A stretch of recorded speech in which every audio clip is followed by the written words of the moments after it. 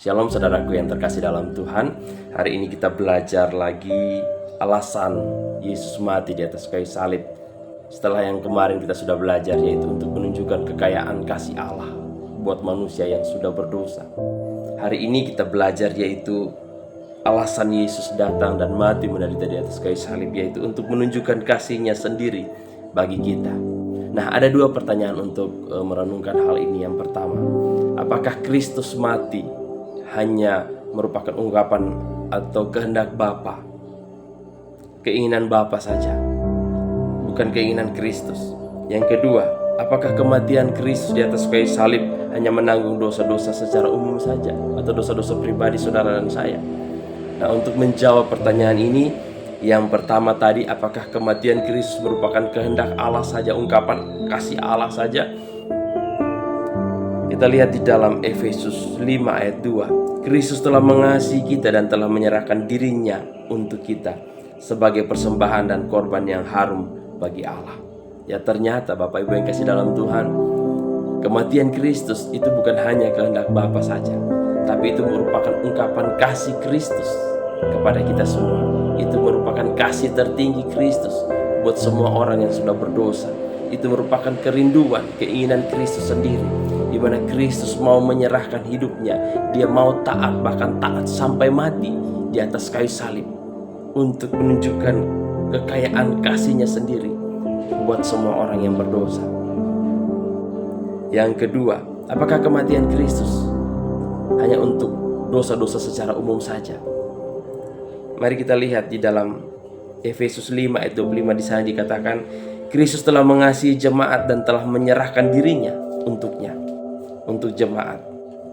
Dan Galatia 2 ayat 20, Ia telah mengasihi aku dan telah menyerahkan dirinya untuk aku.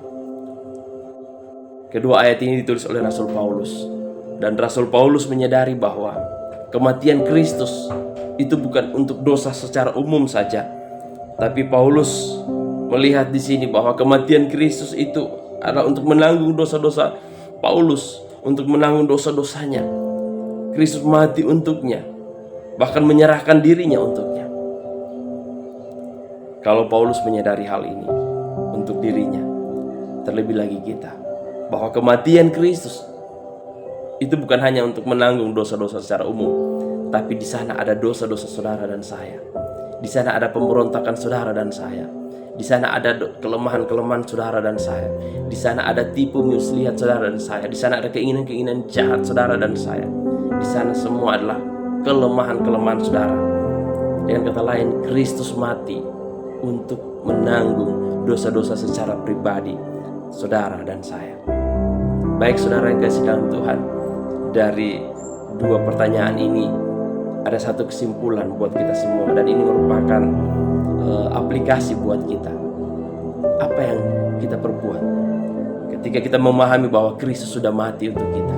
Apa yang harus kita perbuat ketika Kristus sudah menyerahkan dirinya untuk kita? Tidak ada yang lain selain serahkanlah dirimu, serahkanlah seluruh hidup kita semua kepada Kristus, karena Dia sudah mati secara pribadi, karena Dia sudah berkorban secara pribadi. Dia sudah berinisiatif untuk datang dan mati di atas kayu salib.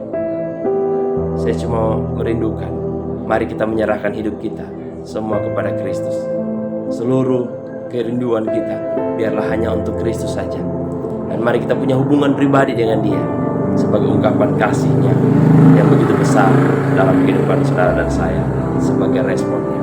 Terima kasih, Tuhan memberkati.